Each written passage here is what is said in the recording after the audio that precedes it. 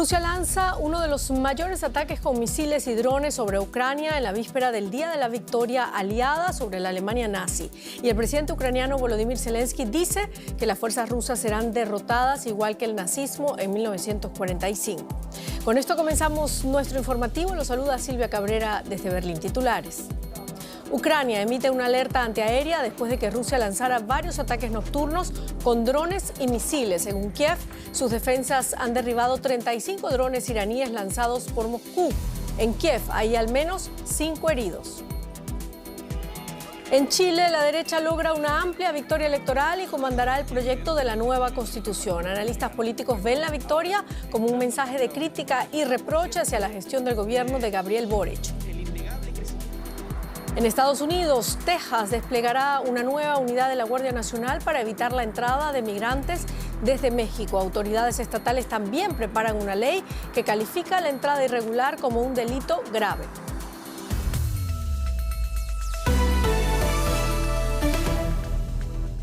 Rusia ha lanzado en las últimas horas una de las mayores oleadas de misiles y drones sobre Ucrania, un día antes de la conmemoración de la victoria del Ejército Rojo sobre la Alemania nazi en la Segunda Guerra Mundial. Según Ucrania, sus defensas han derribado los 35 drones iraníes lanzados por Rusia. Además, habla de varios muertos y heridos. En Odessa, un vigilante de seguridad de un almacén de alimentación ha muerto y 3 personas han resultado heridas en el bombardeo.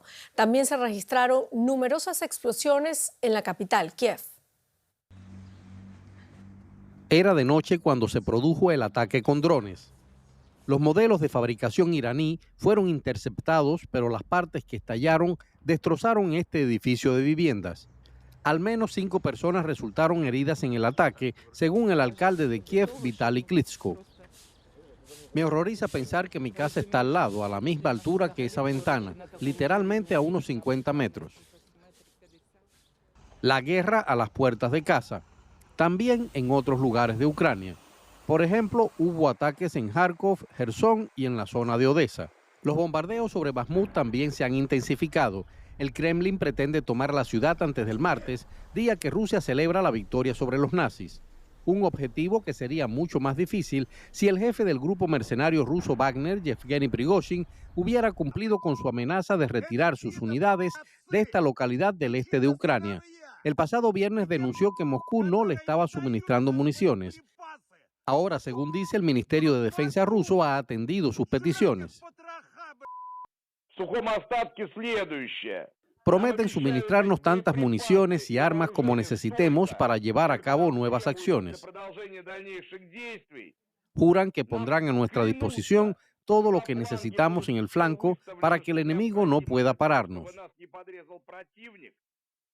Nos dicen que podemos actuar en Bakhmut como sea necesario.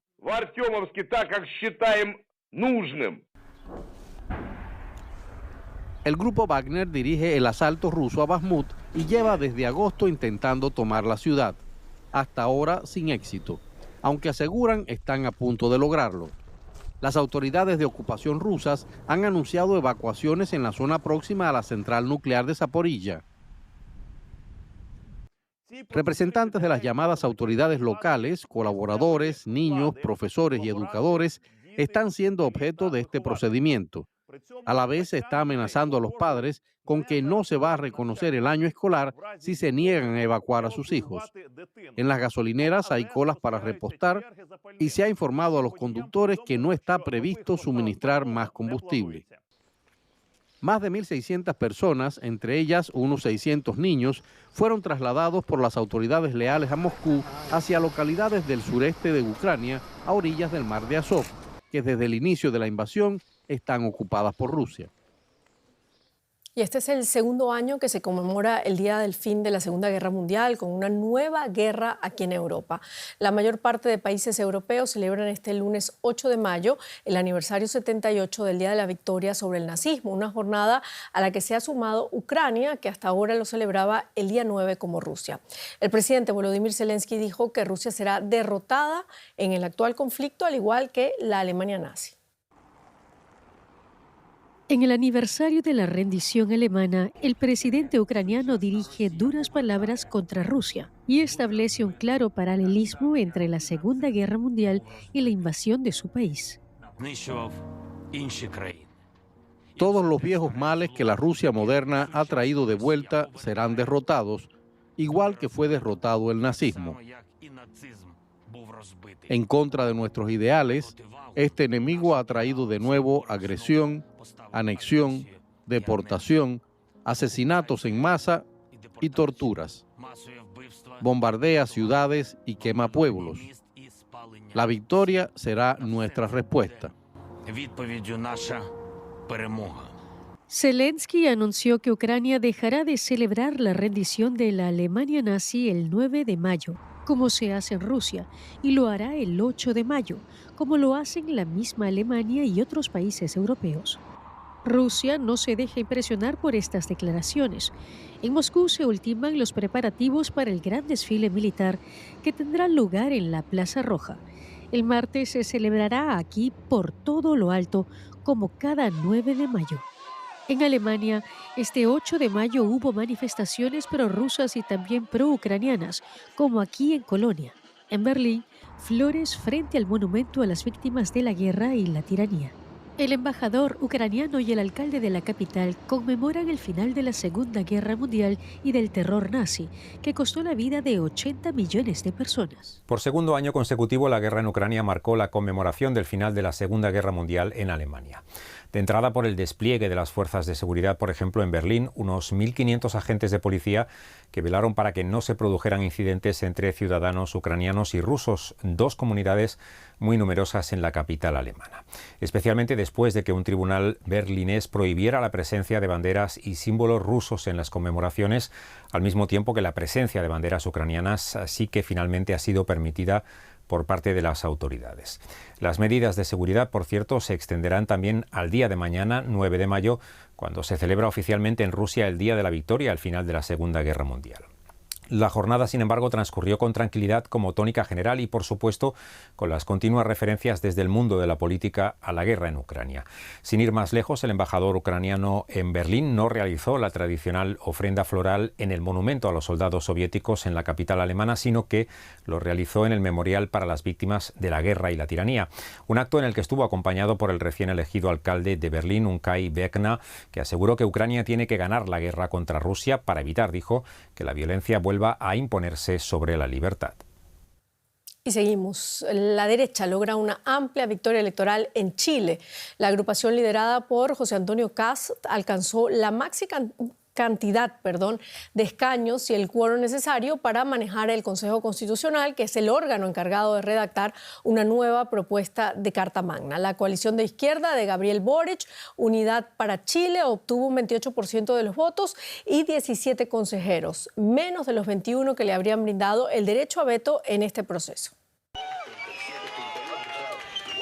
El ultraderechista Partido Republicano encabezará el segundo proceso constituyente en Chile tras imponerse el domingo con más del 35% de los votos. Eso les proporciona 22 consejeros y poder de veto. Sin lugar a dudas, serán muchísimas lecturas de los resultados de hoy.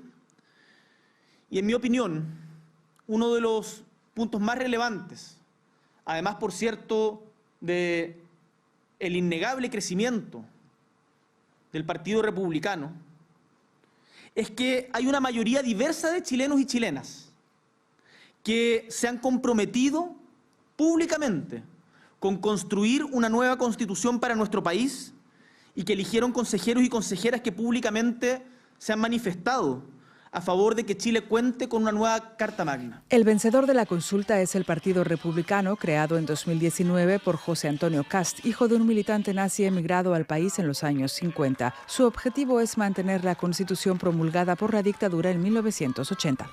posible de este proceso. Nosotros siempre hemos querido lo mejor para Chile y por esa razón nunca quisimos un proceso constitucional. Definitivamente no pensamos que fuera el camino para hacerse cargo de las necesidades que evidentemente Chile tiene y que el Partido Republicano reconoce. Ahora, estando embarcado en este proceso, nosotros quisimos participar porque estamos convencidos de que va a resultar mejor con nosotros presente que con nosotros ausente. Y en ese sentido vamos a cooperar para que salga el mejor producto posible.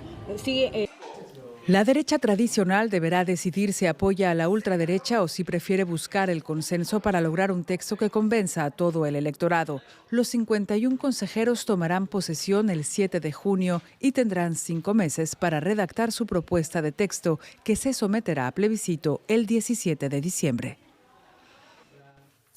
Analizamos ahora estos resultados de las elecciones chilenas con Javier Couso Salas, es abogado profesor de Derecho Constitucional de la Universidad Diego Portales. Señor Couso Salas, saludos de Berlín, gracias por estar con nosotros.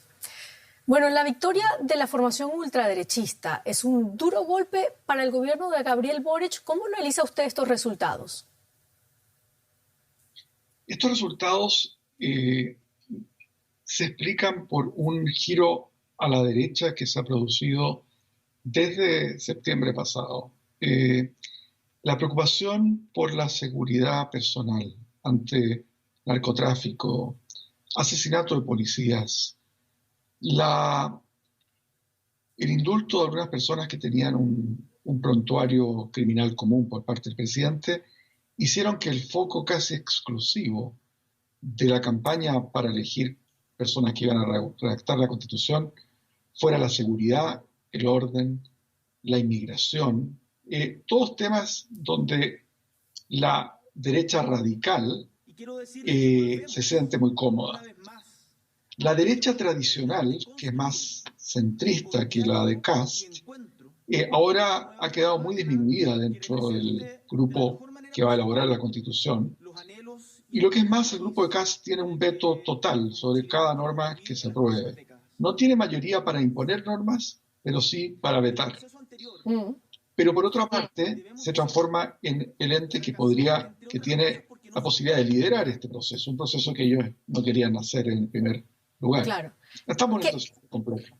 Disculpe que lo interrumpa. ¿Qué significa entonces que la derecha chilena tenga ahora el cometido de redactar una nueva constitución para reemplazar la actual que fue redactada en 1980 bajo el régimen militar de Augusto Pinochet? ¿Es una paradoja esto? Es una ironía de la historia, porque la derecha, solo una parte de ella quería una nueva constitución, los grupos más liberales de la derecha.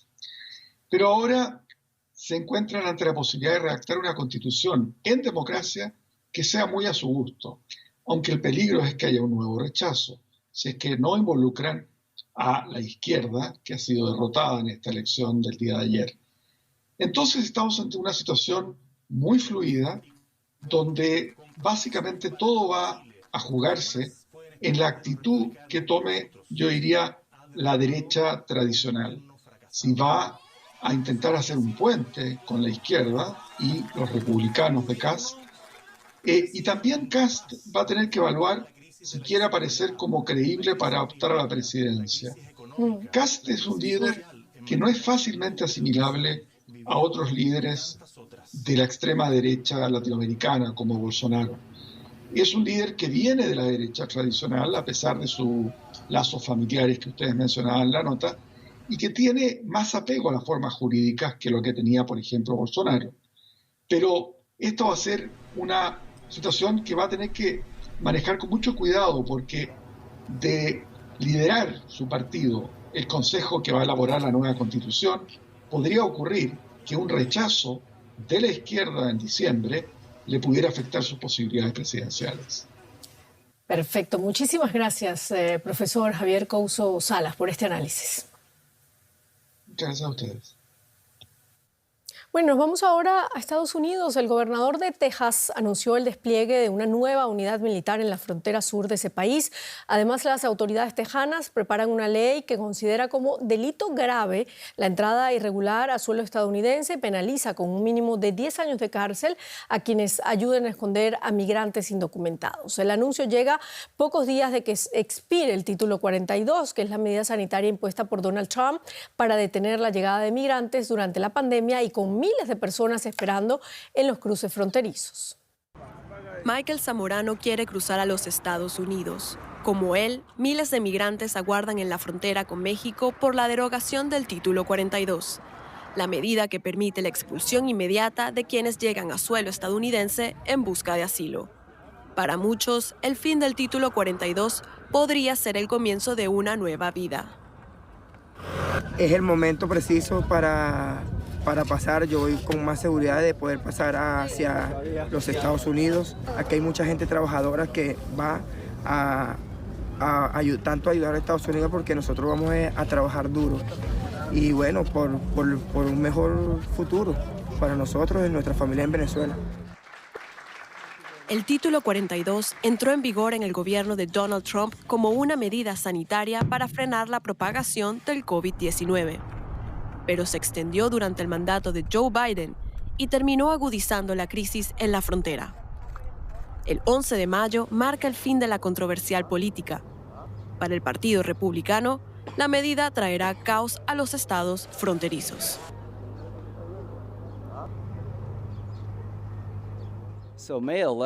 El 11 de mayo es un día de pesadilla para los estadounidenses, particularmente para la gente de Nuevo México y Texas.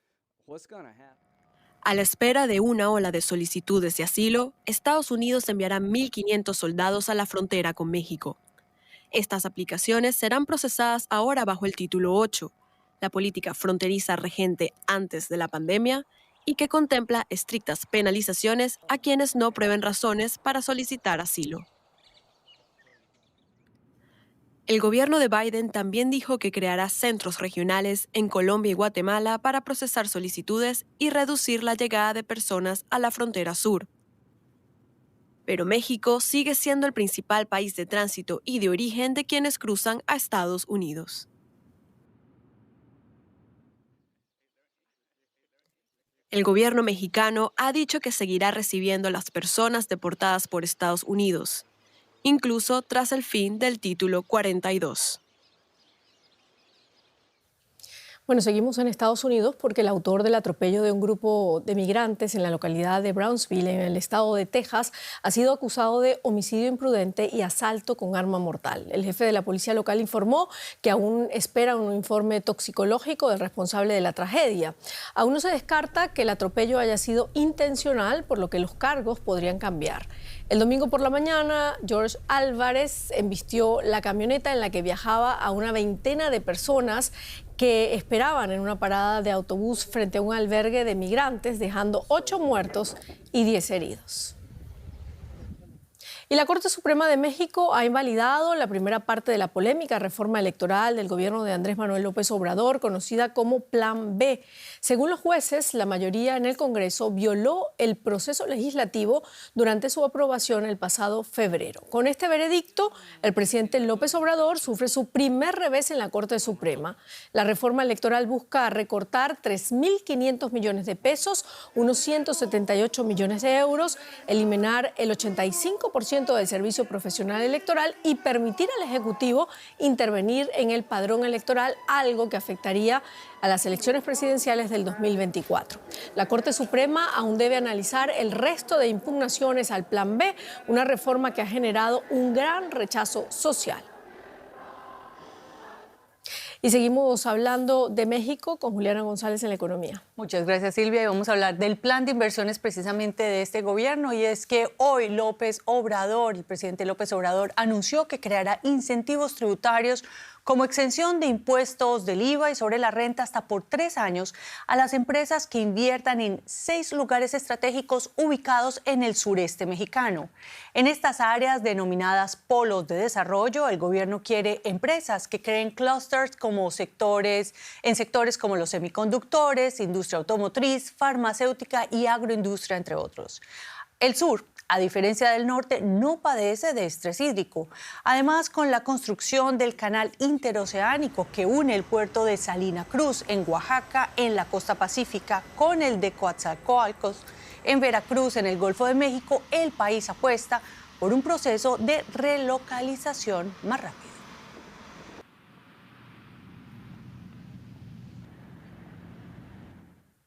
Y en Bolivia, el presidente Luis Arce cumple este lunes 2 años y medio al frente del gobierno, es decir, está en la mitad del tiempo de su mandato. Su promesa ha sido la de industrializar y diversificar la base económica con justicia social. Este fin de semana, el expresidente y jefe del Movimiento al Socialismo, Evo Morales, le pidió a su copartidario que agilice los proyectos de industrialización este año, porque de lo contrario no alcanzará a entregar obras terminadas. Arce llega a la mitad de su mandato en medio de un escenario de incertidumbre en Bolivia por la caída de las reservas internacionales netas, la escasez de dólares y los reportes negativos de las calificadoras de riesgo. Y nosotros nos vamos hasta La Paz para analizar el tema del presidente Arce con nuestra colega, la periodista Tania Frank. Tania, hola, te saludo con mucho gusto. ¿Es tan sombrío el panorama de la industrialización como lo deja ver la crítica del expresidente Morales? Bueno, la situación es complicada. El expresidente ha expresado en muchos discursos en los últimos meses, sobre todo la importancia de la industrialización. Ha hecho muy duras críticas hacia el gobierno de Luis Arce y ante estas duras críticas también se han alineado algunos empresarios y desde los aliados del gobierno de Arce han señalado que las críticas tienen un carácter ideológico más bien. El panorama de la industrialización en Bolivia es complejo y presenta desafíos significativos. Uno de ellos es la falta de infraestructura, a pesar de que Bolivia cuenta con importantes recursos naturales. Históricamente ha sido un país dependiente de las exportaciones de materias primas y especialmente de gas natural y mineral. 2 años del gobierno de Luis Arce, llegó con muy buena reputación en las elecciones cuando ganó el gobierno, pero 2 años y medio después se enfrenta a una turbulenta economía. Omar Velasco, uno de los analistas aquí en Bolivia, mencionaba que lo negativo del gobierno de Luis Arce es que ha demorado mucho en la elaboración del plan de desarrollo y se ha perdido un valioso tiempo en la implementación de políticas. Hay retraso de la industrialización y se ha ejecutado solo un 20% de la inversión prevista. Tania, pero esta no es la primera crítica, ya lo decías, de Morales contra la política económica de Arce. Ya en el mes de marzo le pidió que alejara del gobierno a los llamados ortodoxos. ¿A qué se refiere y dónde está el margen de maniobra de Arce para hacer obras contundentes? Sí, dadas las divergencias políticas entre Arce y Evo Morales, este último lo ha acusado no solo de ser responsable del manejo económico de la crisis, de haberse opuesto a la nacionalización y ahora de no dar dinamismo a la industrialización.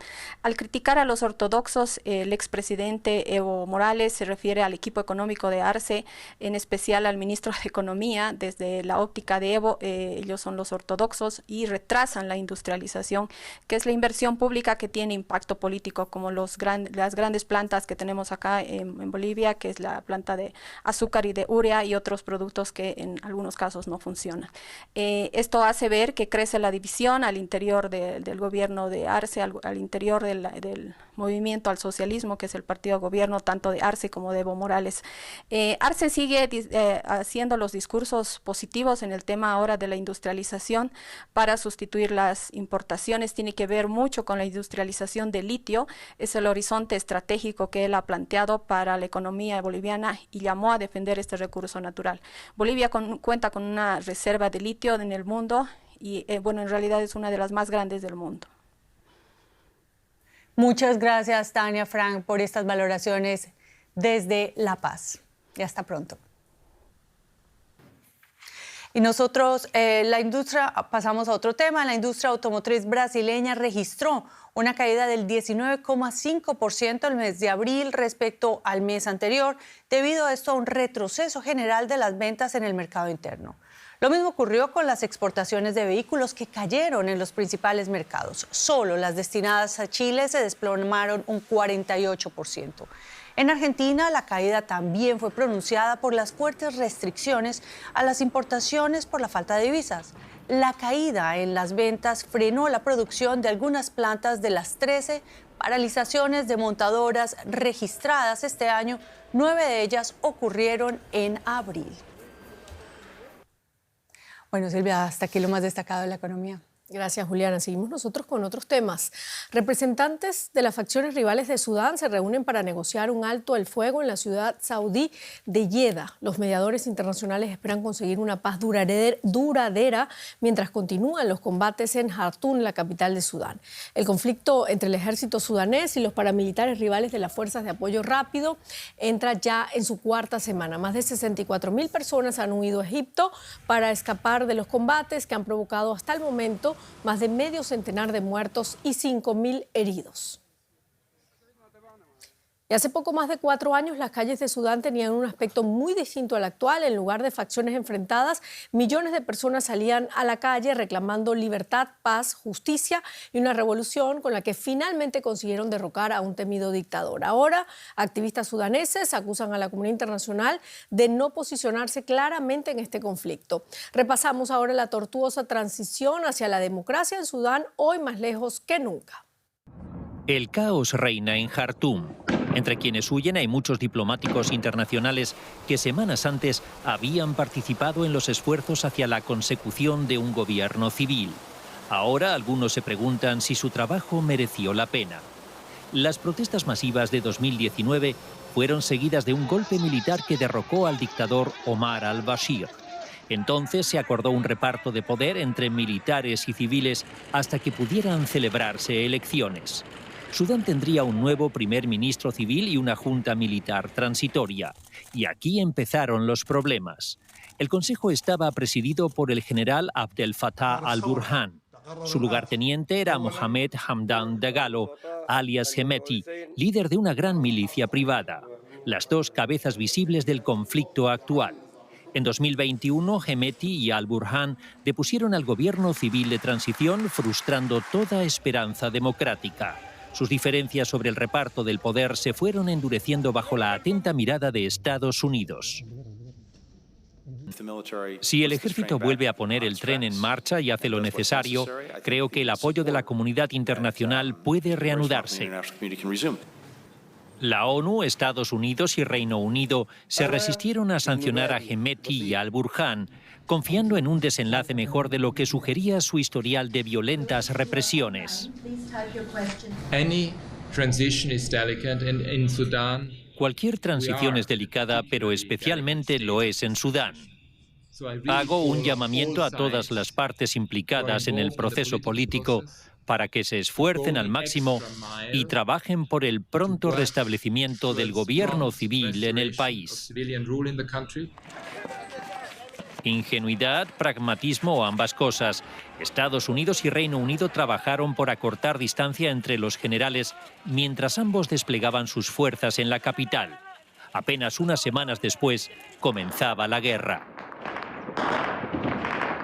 Y nosotros terminamos. Muchísimas gracias por habernos acompañado. Hasta luego.